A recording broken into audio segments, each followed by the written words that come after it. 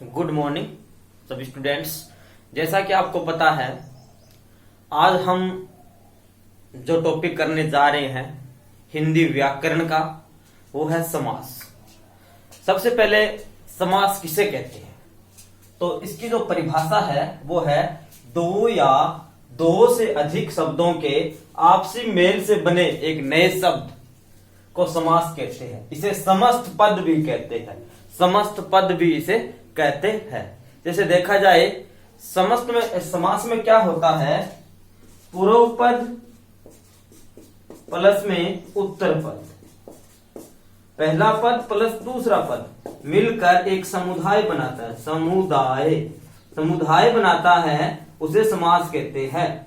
अगर देखा जाए समुदाय बनाता है, समूह बनाता है या कोई नया शब्द बना देता है, पहला पद और दूसरा पद मिलके एक नया शब्द बनाता है, उसे समास कहते हैं। यानी समस्त पद यानी दो या दो से अधिक परस्पर शब्दों के मेल को समास है वो कहते हैं। अगर बात की जाए समास की, तो समास के जो प्रकार होते हैं उनको हम आज पढ़ेंगे। तो समास के वैसे देखे जाए तो 6 प्रकार में हम डिवाइड करेंगे। इसमें अगर बात की जाए, पहला है बहुव्रीहि समास, बहुव्रीहि समास। दूसरा है अवयवी भाव समास। तीसरा है द्वंद्व समास। चौथा है द्विगु समास। पांचवा है कर्मधारय समास और छठा है तत्पुरुष समास। तत्पुरुष समास। इस प्रकार समास के 6 रूप है। आज हम जो जिन समास को करेंगे वो 2 ही रूप है वो कर पाएंगे, और नेक्स्ट 2 जो आगे वाले भेद हैं वो आपको नेक्स्ट वीडियो में प्रोवाइड है, वो करा दिए जाएंगे। तो आज हम समास के 2 रूप पढ़ेंगे, आप ध्यान देंगे। पहला है जिस समास में, पहला है बहुव्रीहि समास। जिस समास में पहला और दूसरा पद प्रधान न होकर कोई तीसरा पद प्रधान हो, उसे बहुव्रीहि समास कहते हैं। जैसे प्रथम पद प्लस दूसरा पद प्रधान नहीं है, नहीं होगा प्रधान, और कोई तीसरा पद है वो प्रधान होगा, यानी कोई विशेष वस्तु, कोई विशेष होता है, कोई विशेष हो सकता है, या वस्तु हो सकती है, या कोई नाम हो सकता है, तो कोई विशेष हो जाता है, उसे बहुव्रीहि समास कहते हैं। जिन समास में पहला दूसरा पद प्रधान न होके कोई तीसरा पद या कोई विशेष वस्तु, कोई विशेष नाम होता है, उसे बहुव्रीहि समास है वो कहते हैं। इसके कुछ एग्जाम्पल है वो आज आपको मैं समझाऊंगा, तो आप सभी ध्यान से देखेंगे। बहुव्रीहि समास के उदाहरण, कुछ उदाहरण है जिसमें आप ध्यान से देखेंगे। एक बार समझ आ गया तो सारे आप बहुव्रीहि समास को समझ लेंगे, तब एकदम से आपसे पूछा जाएगा तो आप बता देंगे। तो पहला एग्जाम्पल इसका देखेंगे, नीलकंठ। नीला है जिसका कंठ, नीला है कंठ जिसका, नीला कंठ किसका है, शिव का। तो ये कौन सा है, नीलकंठ। नील प्लस कंठ, पहला पद प्लस दूसरा पद, दोनों प्रधान नहीं हुए, दोनों विशेषण या विशेष्य माने जा रहे हैं, लेकिन तीसरा पद विशेष हो रहा है जो है शिव, यानी तीसरा नाम उभर के सामने आए वो बहुव्रीहि समास है वो कहलाता है। अगर बात की जाए दूसरे एग्जाम्पल की, त्रिलोचन।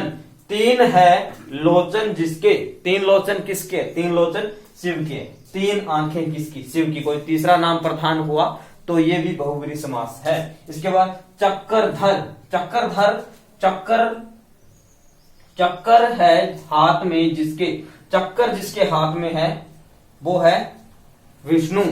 चक्रधर, चक्कर है हाथ में। आगे है, आगे वाला एग्जाम्पल आप देखेंगे, विषधर। विष को धारण करने वाला, ना तो विष प्रधान है इसमें ना धर प्रधान है, पहला और दूसरा दोनों पद प्रधान नहीं है, लेकिन तीसरा पद प्रधान हो रहा है वो है श्रप, यानी विष को धारण करने वाला सांप या श्रप हो सकता है। आगे है पद्मासन। पद्म यानी कमल का आसन है जिसका, तो माँ सरस्वती। कमल का आसन किसका है, माँ सरस्वती। तो ये है बहुब्रीहि समास के एग्जाम्पल, कोई तीसरा पद प्रधान हो रहा है। इसके बाद अगर हम आज दूसरे रूप की बात करें, वो होता है अवयवी भाव समास। अवयवी भाव समास, अवयव हो जाना, अवयव का अर्थ है अवयव हो जाना, जिस समास में पहला पद प्रधान न होकर तथा वह अवयव हो। पहला पद जिस समास में पहला पद प्रधान हो, जिस समास में पहला पद प्रधान हो तथा वह अवयव हो, उसके योग से समस्त पद भी अवयव बन जाता है। अब अवयव शब्द की पहचान करनी सीखेंगे आप, अवयव कौन कौन सी है। तो अवयव मैं बता देता हूं, इतने शब्द अवयव है जिनके आगे ये शब्द आ जाए वो हमेशा ही वो समास अवयव भाव समास होगा। जैसे ए है, आ है, आ है, प्रति है, यथा है, बे है, नी है, भय है, स है, ये अवयव शब्द है। हिंदी व्याकरण में ये अवयव है। ए है, आ है, हिंदी व्याकरण में ए है, आ है, प्रति है, यथा है, बे है, नी है, भय है और स है, ये अवयव है। इनसे जो भी शब्द बनेगा वो अवयव भाव समास है, वो कहलाएगा। देखा जाए यानी कोई अवयव लगने से वो पद विशेष हो जाता है। अवयव लगने से, क्योंकि वैसे शब्द बहुत बड़ा होता है, जैसा सार है वैसा, लेकिन छोटा करेंगे तो अनुसार हो जाएगा।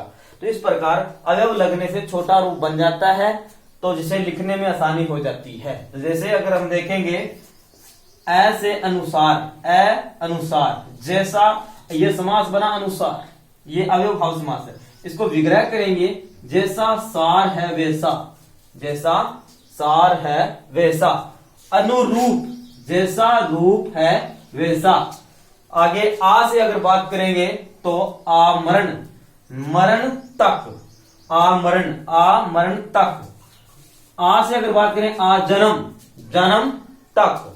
इसके बाद प्रति से जो शब्द बनेंगे, जैसे प्रतिशत है, प्रतिवर्ष है, प्रत्येक सत, प्रत्येक सत, प्रत्येक सत, प्रतिवर्ष, प्रत्येक वर्ष, प्रत्येक वर्ष। तो ये शब्द होते हैं अवयव है, जो आप ध्यान देंगे। आ है, ए है, प्रति है, यथा है, इसके बाद बे है और नी है और भय है, स है, ये हमेशा अवयव है। इनसे बनने वाले समास है वो अवयव भाव समास है, वो कहलाते हैं।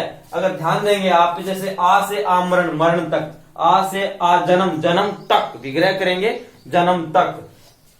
प्रति से प्रतिशत, प्रत्येक सत है जो, प्रतिवर्ष, प्रतिवर्ष। इसके बाद यथा से यथाशक्ति है और शक्ति के अनुसार, अगर इसे विग्रह करेंगे तो शक्ति के अनुसार। इसके बाद यथा विधि, विधि के अनुसार, यथा लगा, यथा अवयव है। बे से देखेंगे बेधड़क, बिना धड़क के, विग्रह करेंगे बिना धड़क के। इसके बाद बे से देखेंगे बेचैन, बेचैन से बिना चैन के। आगे नी से निडर, निडर बिना डर के, बिना डर के। निष्पक्ष, निष्पक्ष को अगर हम देखेंगे तो वो हो जाएगा बिना पक्ष के, बिना पक्ष के। भय से देखेंगे भरपेट, पेट भरकर। भरसक, भरसक यानी सामर्थ्य के अनुसार, सामर्थ्य के अनुसार। स से सपरिवार लिखा मिलता है, परिवार के साथ, परिवार के साथ। और संप्रसंग, सप्रसंग से बनेगा प्रसंग सहित, प्रसंग सहित। इस प्रकार समास में जिन समास के आगे ए, आ, प्रति, यथा, बे, नी, भय, स होता है वो अवयव भाव समास होता है।